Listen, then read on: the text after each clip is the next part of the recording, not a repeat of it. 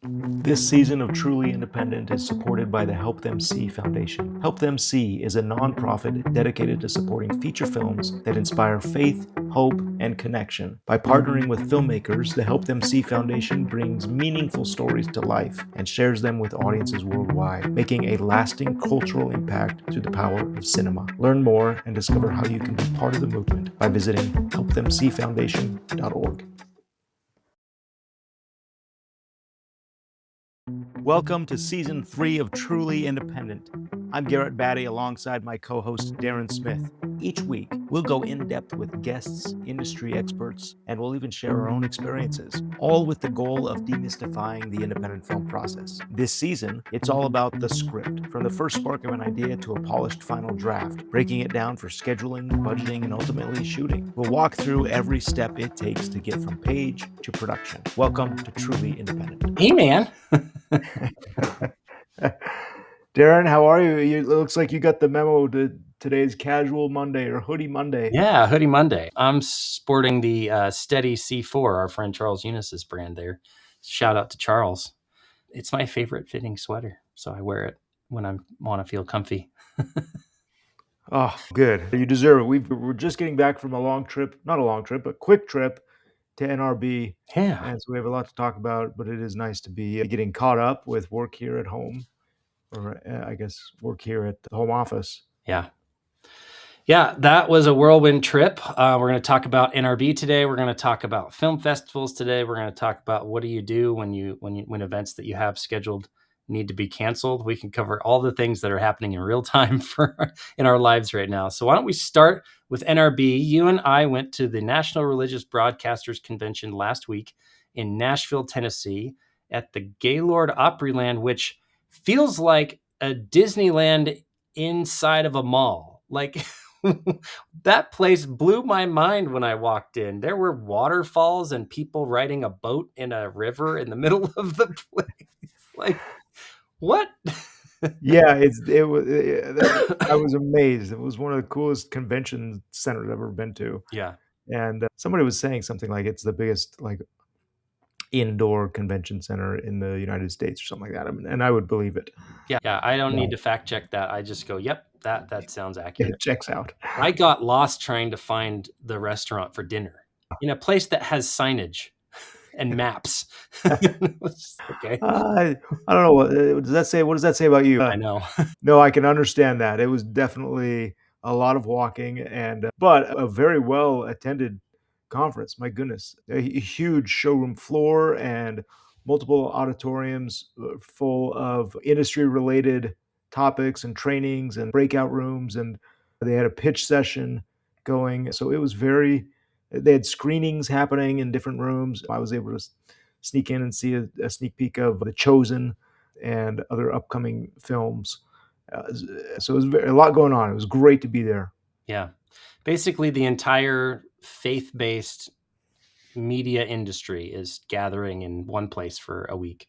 We were there for 2 days. And so when you're going to drop in and try to make the most of the time you have there, really, it's a strategic thing. I remember you talking about this last year, how you really did a lot of prep. You figured out who you wanted to meet with. You called ahead. You set up meetings. You took meetings. And it was a great time. You came back with a lot of new connections and a lot of opportunities to follow up. And this year I noticed you were doing a lot of touches, a lot of like, oh, in the year that's passed, we've done a deal with this group, or we have them on where our movie's on their streamer, or that, we've met them in time. So I want to put names to faces, and you did a lot of that. How did it go for you this year compared to last year? Yeah, I think it was just as effective. As you mentioned, when people who have purchased or licensed Faith of Angels reached out to me to reconnect and say, hey, are you going to NRB? We'd love for you to stop by our booth and give us one of those director social media shout outs or something like that. So there was an intention to go out there and promote Faith of Angels and reconnect with those who I met last year and throughout the year licensed the film to, which was very fun to be able to do that and say, okay, this obviously proved worthwhile and was effective. And then we also, with that mindset of saying, okay, I'm going to go out there with a purpose to try to reconnect or make new connections with the intention of promoting and placing Faith of Angels and other films, it was worthwhile to go out and shake hands with Jared Giese from Angel. And when they see me someplace other than in their email or at their Angel Studios office, they see me talking about upcoming movies. It's good. I think it's an independent filmmaker. It's going to be on their radar and say, okay, he's not just a one and done thing. We've got more movies and he's working on more movies. So yeah, we chatted with Angel, I chatted with Pure Flix and Great American Pure Flix. Chatted with some new ones. Vision Video is great. Redeem TV has licensed Faith of Angels now. And so each one of those was worthwhile. And I think it leads to more and more. I sat in an hour-long podcast discussion with Hank Irwin, the Irwin brothers. He's their dad, kind of one of the reasons that they're already known and have a reputation. He's the co-creator of the Irwin brothers. Oh, you had that loaded and ready to go. No, that's right off the cuff, man. I'm going to join you at Comedy Sports one of these days. Yeah, I think they're calling right now. Yeah, so it was great. It was very effective. Plus, Darren, it was fun to see you out there and see how you operated because you did not have downtime. No, it would have been nice when you're on trips. Like sometimes you're like, oh, vacation mode, engage. But no, it almost never happens because you want to make the most of the time you have. And so what was crazy is you and I, we bought just the expo floor passes. I don't know if you bought passes to other stuff. I bought the expo floor pass, which just expo for me this time. Yeah. And it's like there's 8 rows or 9 rows of 250 plus vendors that are there and have booths. The first day I didn't even make it into the floor because I had meetings lined up, and 2 other things that I did that I want to share that I think are strategic and that can really be used by anybody. So the first one was our publicist for Brotherhood is Lori and Callie with Biscuit Media Group.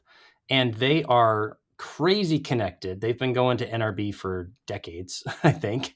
And Lori and Callie were recently at Angel. And so they've been there doing the biggest, releases for the last 5 or 10 years. So to snag them up and get them on our project, basically what I did was texted Lori and I said, hey, I'm going to be here these times and these days. Can we just go around and meet all the people that I should meet in the windows that you have availability for that? She's like, yeah, great. So we met up on Wednesday, and for 2.5 hours, she just walked me from room to room to room to room and said, you need to meet these guys. And instead of just pointing me at them, she would walk over and go, can I introduce you to Darren? He's got an amazing project I want to tell you about. And then she would tell them the quick pitch of the movie. And then they're lit up because they're like, that sounds like an amazing movie. And Lori's the one introducing you. So like that handshake carried so much leverage that after that first day, I was like, oh, I could go home now and go home with, I've got them here on my desk. 1, 2, 3, 4, 5, 6, 7, 8, 10 business cards of people that are like, please follow up with me and tell you, you got your stack there too. And so having a publicist there, whether you're at a film festival or a convention like this, I think is probably top of my list as far as leverage and strategy. The other thing quickly is I used AI to help me cull through the 250 vendors that are on the booth or on the floor to go, okay, I've got, call it half a day here. Who should I go and talk to? Because there's too many and most of them are not in alignment with what my goals are right now. So I literally went to the exhibitor page, grabbed the categories, fed it into Claude AI, and said, tell me the companies that I should go visit. And in less than 20 minutes, I had a list of 10 booths that I needed to go and talk to with, here's the question to lead with, here's what to focus on, and here's what the outcome is. So I put that into my notes and just like went through like a shopping list and just kind of said, great, click on that one. And then I would leave a little voice to text note underneath it so that I knew, should I follow up or not a fit or whatever. But that led to another 5 or 6 people that I'm now following up with because they're like, I'm so glad you stopped by. Please let me know about this. Yeah. So those 2 strategies, publicist and then using AI to identify the top booths that I should visit, it turned into a really great 2 days at the convention. Yeah, it was neat to see you do that, and I agree that your first time there, and you've got Lori, who's leading you around and making key introductions. And we cannot overstate Lori's connective. We're sitting there talking at somebody's booth, and they're playing highlights of NRB years past with presenters on stage. And Lori pops up. She's a clip of Lori on stage, That was a fun presenting moment. Yeah. Angels. Yeah, and you just go, oh, that's the person that stopping people and saying, hey, I want you to meet Darren and listen to his project, which is much better than scanning somebody's name badge. Oh, you're a distributor? Can I give you a pitch deck? And it was like, wow, that's great. So it was very well executed, and it made for an efficient 2 days there Yeah, definitely. and busy 2 days. I know And at the busy. end of day one, I was thinking of, hey, I'm going to go catch a movie, We were wrapping up. talking about that, The yeah. thing closes at 4 o'clock. The expo closes at 4. And I'm like, okay, things are kind of wrapping up. I think I finally got out of there about 5. And said, I'm going to go catch a movie. Nope. Went back to the hotel, started getting caught up on some work, and realized, hey, we're here at NRB. Let's use our time to plan the next day or whatever it was. Yeah. No, I was like, yeah, let's go see a movie. And then my investor dinner that I had set up previously went for 2.5 hours, which is a good thing for investor meetings. But I didn't get back to the room till 9 or something that night. So it was just like, no, I'm not going to go see a movie. Yeah, So yeah, it was great. Good. I told my wife, I said, I think I'll go for 3 years. I'm going to give it 3 years and make sure that we're getting results. But I think already in 2, it's proving fruitful. yeah, And so I'll continue to go. yeah. If it leads to one deal on a streamer or a platform or a channel, that not only covers your cost of going, but also forges a new relationship. And who knows how long that's going to be ongoing and how many other films, because you've got a whole library of films that you can be licensing to people instead of just the one that you're currently working on. Super smart. Right. Yeah. Yeah. In fact, on the way out, I guess we were sitting at the airport. We got a call from the current distributor of a movie that was 5 years old, and one of my films, and he said, "Hey, we'd like to look at some other opportunities with this title." So I don't know if that's just effort begets results, regardless of if they're connected or not. But we're grateful for that. It was a good week. Good Yeah. week there. I think it's that law of physics, right? Object in motion stays in motion. So there's Right. something about it. You've got to create your own momentum. Okay, well, let's parlay that into what's happening this week. Originally on my calendar, I was going to be heading to New York today, like on a flight right now as we're recording this, to do a big event, a spotlight event on brotherhood for the Broadway community. We were planning on doing that on Wednesday.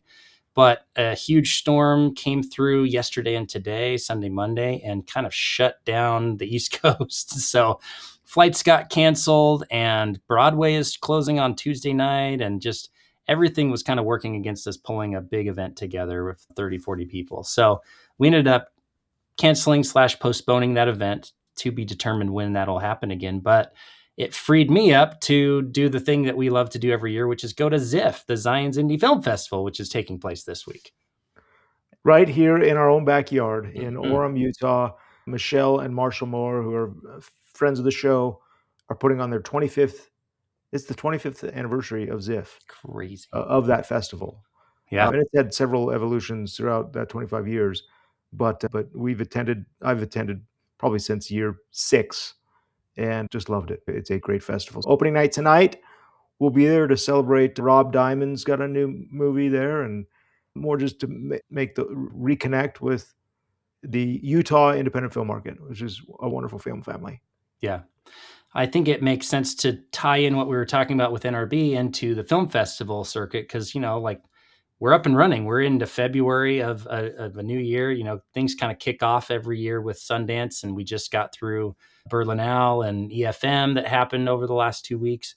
So now we're into, spring season, and we've got lots and lots of festivals coming. So how do you make the most of your time at a film festival? And I mean, this happened this morning. So we're talking about this stuff in real time. But like, if I'm thinking about, I'm going to be going to a festival, the first thing I do is think about when and where can I host an event and invite a bunch of people that I want to connect with. Because the opposite is a hope strategy of, I'm going to go to this festival, I'm going to buy a pass, and I'm going to attend, and I will see what happens and let serendipity guide the way the week turns out. And for me, that's too unoptimized for my brain. So I like thinking about who do I want to connect with and how can I do it in a leveraged way where I could maybe meet lots of people at the same time rather than taking 10 meetings over the week, because I don't have time for that. I've definitely had a dozen people reach out and want meetings. And I'm like, well, I'm going to be in New York. But now that it's public that I'm going to be in town, I don't have time for 10 meetings. Most of my day is going to be here at my house doing stuff for Producer Fund One and Brotherhood. And then I'll probably pop over in the evenings to screen movies and see people who made them. So the first thing I did was set up a lunch on Thursday. And by the time you listen to this, we will have already eaten and digested that food. And so it's too late. The first thing I did was set up an event and invite 50 people and say, I'm going to be at this place eating tacos for 2 hours. You should come and do the same. And that's what I did this morning, because you've got to be the person creating the table rather than waiting for the invites to come to you, I think. That's wise. Yeah, and everybody's going to go to the festival with a different purpose. Mhm. You're saying, "Hey, enough about making movies. I just want to go watch some movies for once." Okay, that's an enjoyable thing to do, and this festival is a great one to do that at. But yes, if your goal is there are certain people that we need to connect with and network with. What a great idea to plan that out beforehand. Plan the event, like you're saying, so that it's much more of a less of a hope strategy and more of a proactive, like I'm going to create my own fate Yeah. strategy. I love that. Yeah. So if you're a filmmaker with the film in a festival and you know that there are going to be distributors there, I'd be spending the weeks before reaching out to set up meetings, and rather than hoping and waiting that they come to your screening and then ask you for a meeting afterwards, right? Set up your own meetings and forge your own destiny and those types of things. Cause like it, if the festival comes and goes and you missed out, it's like that, what do you have next? Now you have no strategy. Now you got to start from zero again. It's like, that's not great. So It's an interesting point, Darren. It was the same thing that we noticed at NRB, where a lot of the people with whom we were interacting, we have their emails and we have their contacts, and we maybe even chatted with them once or twice in LinkedIn. However, there is something about being at an event in person where there's this energy and momentum and the hub of the industry working to make those connections and go, okay, this now becomes legitimate, or this, it takes the email to a next level. And we're like, okay, we're all on this like human adventure together. And yeah, let's work together. Let's collaborate. yeah, It's easier, I think, to commit to a meeting or to future projects or whatever in that type of environment. yeah. Just to reinforce what you just said, which I think is a topic that we keep circling around today, is the people you're associated with matters, because like you're at the event, all of a sudden it's like you have this sense of, oh, you're one of us. Oh, you're here too. You're different, like I'm different because you're here. And then you add a layer of, oh, you're associated or standing next to or being introduced by these people. Oh, you're at the same lunch as these. You're in the same room as I'm in.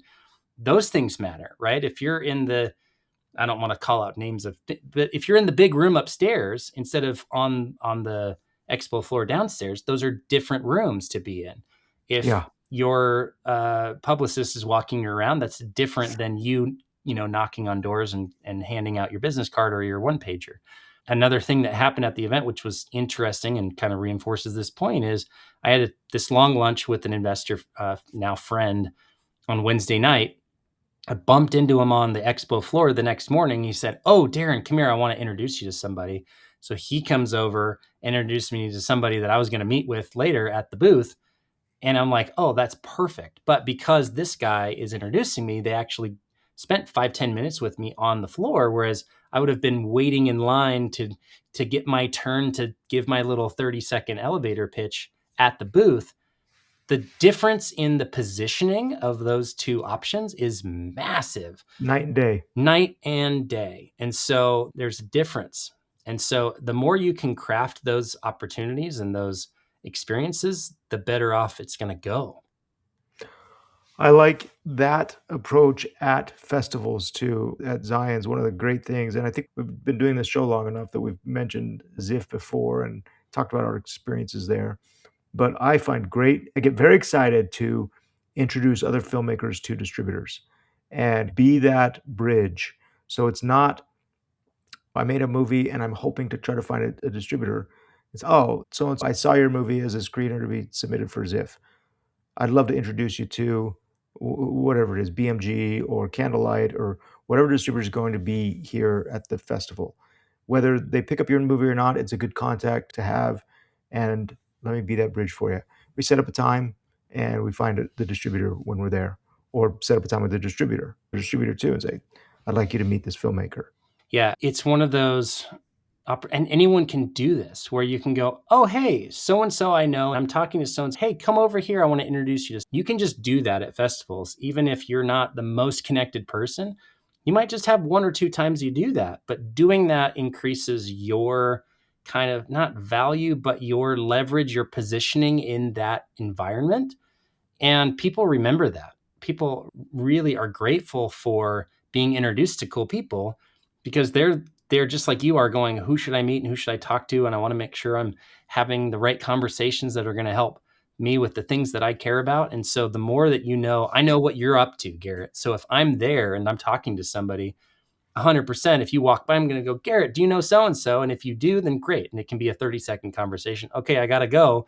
But if you don't know them and I'm making an intro, or vice versa, it's like, oh, well, now there's a real conversation to be had because of the intro. So there's just a ton of value in that. And you can create it. You don't have to wait for it to show up. You can just start doing that. And it's weird that it starts coming back to you the same way. One little insider tip too that I do at festivals, and I don't know if this is hokey or not, but I do it and it's been fruitful, is, usually at the end of screenings, there's Q&As, right? Where the filmmakers come up, or yeah, where they introduce cast and crew. And if you see something that you see a movie that's well done or well made, you want to make that contact and make an impression on the filmmaker or the distributor or whatever it is. It's super easy to just take out your phone and snap a picture of the Q&A. Filmmakers love pictures of themselves. Yep. Right? I'll say that. I'm not shy to say that. And then afterwards, you go up and you've got that picture and say, hey, I'd love to let me text this to you or email it to you. And more often than not, we're like, oh, that's cool. And that starts the thread, the conversation, where it's very unintrusive. It'd be like, hey, I'd love to contact with you. In that brief second, they're not viewing you as a peer or a filmmaker or whatever it is. They're just, you attended their screening. That's great. But it's a great way to get to know people and to maintain that contact, because you've got that already. You're giving them something of value. Yeah. It doesn't just work for filmmakers. I've used that exact strategy to get in touch, or to have a touch with executive producers, investors, distributors, because if they're up on the panel too, it's like, Yes. hey, here's a picture for you. And they may put it on LinkedIn. They may put it on their website. They may, they're going to use it for maybe different purposes, instead of just on Instagram of like, hey, here's my film. It's like, oh, here's me in a film setting. I mean, I guess it's the same idea as a filmmaker, Yeah. but Yeah, it's be able that's great. to, like, I've got, the cell numbers of lots of investors and executive producers now. And it's like, you often need a reason to talk to them, because you want to follow up with them a lot more often or frequently than they want to follow up with you, because they have more demands on their time and attention than we do. So having opportunities like that are organic and genuine, it's like, oh man, thanks so much. I appreciate that. How's your project going? Is typically how those conversations go. Yeah, totally. Now that I've said that, Darren, you're going to get lots of people coming up to you saying, hey, I got this picture of you. Can I I love it. get your number? I don't take Great. selfies, so like I need them every so often. I shouldn't say I don't typically, I don't like to take selfies. Yeah, no, I get that. Okay, so that is this week. We've got last week was NRB, and then what's next? You and I had a great shoot this week for Brotherhood, behind the scenes shoot. Two of them. That Goodness. project is just rolling forward. It is, and you're forcing me to look at the calendar, and it's, gosh, if we're at the start of this week and we count this week, 2 weeks from now, we're doing like our all hands. Our creative team is in town for like our kickoff of pre-production. Like, We're in pre-production 3 weeks from now, and we're shooting a month and a half from now. Well, let's see. Yeah. 1, 2, 3, 4, 5, 6, 7. So about 7, 8 weeks till we're in production on Brotherhood, which is bonkers. But this last weekend, we were doing dance auditions. We are in the middle of casting still. We've got probably 4 or 5 more supporting cast roles to cast. Ross and our casting director, Ben Cummins, are hot on the trail of a lot of those talented people. So it's, we're just cranking on all fronts at this point, and trying to keep up with the momentum of this project has been fun and exhilarating and a little nerve-wracking, because it's like, I thought 6 months, requiring 6 months of development, was going to be like luxurious and great. Like, we got so much time, we can just kind of, saunter around and it'll all, no. It's like, it still comes at you like a freight train, and you're like, oh, it's here, it's arrived, and you better figure out how to get on. Very exciting times, but before we know it, we're going to be in prep, and then before we know it, we're going to be shooting, and it's, can't wait. But I also want more time. And your website's up and active. So if I wanted to find out more, I could just go to Brotherhood Movie. Yeah, brotherhoodmovie.com. Put in your info, because we're sending out updates that are exclusive to email subscribers. And the meta, or the behind the scenes of this, is like, okay, well, why would you do that? Why would you limit the exposure of the content that you're creating to those that are on an email list? Well, the answer is to build the email list. You can't anymore. I mean, for the last 10 years, you can't just say subscribe to my newsletter. Like, that's not enough for the transaction to be valuable for both sides, because giving up your email list means I'm going to get spam email all the time. So you have to have something to trade for that email, so that it's a valid and a valuable transaction for both sides. So for us, the value is we can reach people directly. We don't have to rely on Instagram or LinkedIn or some algorithm to put our content in front of people. Whenever we have a new piece of notable and remarkable stuff that's coming out, a press release or any of those things, we can send it directly to the people who we want to know about the project. So it's a way to build the email list. It's a great plan, and we did that before with Faith of Angels and The Carpenter, and it works. It creates an early audience of interested potential viewers. Yeah. My internal goal is 10,000 people by the time this movie comes out, which seems small, probably seems large for lots of filmmakers. But in the grand scheme of things, if a movie is going to make $1 million opening weekend, that's probably somewhere around 100,000 people that need to go see it. How are you going to do that? Because if 20% or 10% of your email list, which is high, converts into a ticket, that's 1 million people on an email list to sell 100,000 tickets. That's not enough. I'm trying to get 10,000 and hoping that those 10,000 creates more and more. But man, I would love to have 1 million or 10 million people on an email list, but everyone starts from zero.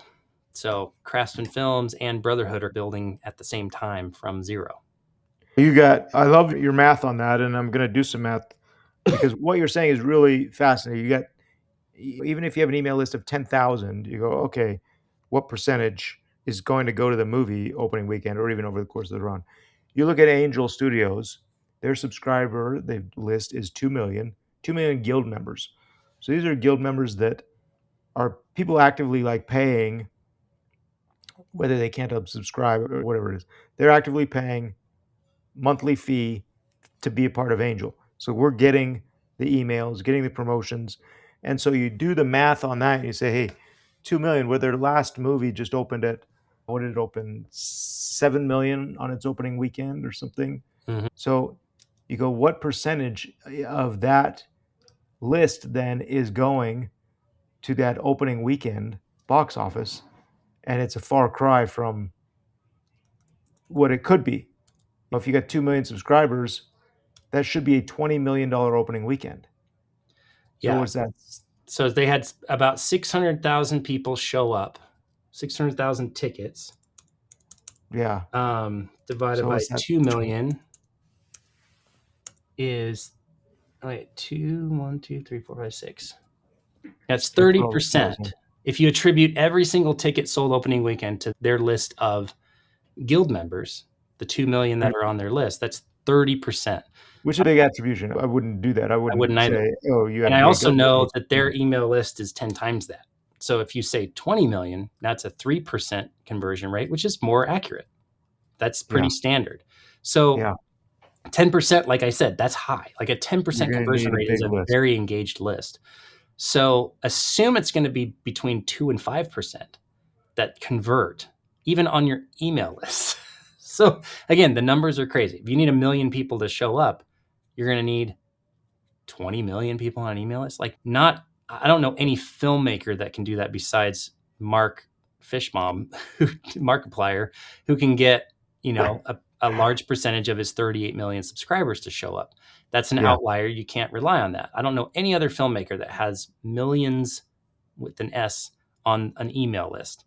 So I'm Yeah. trying to think like a business and go, okay, A24 probably has a big list. I don't think Pixar has an email list that they're utilizing very well. Angel has a big one. A24 Blumhouse does a good job with marketing. There's only a handful of companies that even get this. And it's okay, but that's what it takes. An email list of 10 million plus to get 1 million people to show up opening weekend. Well, The expensive math. we got our work cut out for us then. Indeed we do.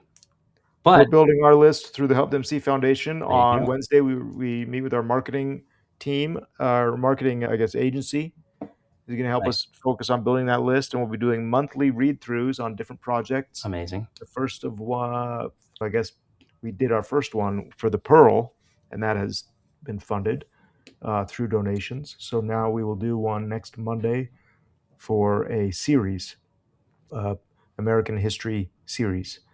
So go to the helpmcfoundation.org and sign up on that list so you can get updates for when we're doing these read-throughs or other events. Nice, man. Oh, that's awesome. I love to see it. Very cool. We'll hopefully see everybody at ZIF this week, even though you will listen to this after ZIF ends. But I'm looking forward to seeing all our friends here locally and watching some good movies and eating some tacos. All right, man. Great talking with you. Same. We'll check in next week, or we'll see you tonight at ZIF. Okay. Sounds good, man. Take care. This season of Truly Independent is supported by the Help Them See Foundation. Help Them See is a nonprofit dedicated to supporting feature films that inspire faith, hope, and connection. By partnering with filmmakers, the Help Them See Foundation brings meaningful stories to life and shares them with audiences worldwide, making a lasting cultural impact through the power of cinema. Learn more and discover how you can be part of the movement by visiting helpthemseefoundation.org. Thanks for joining us. If you are enjoying Truly Independent, please share and subscribe so you don't miss the rest of the journey. Today's episode was edited by Michael Bradford and produced by 3 Coin Productions.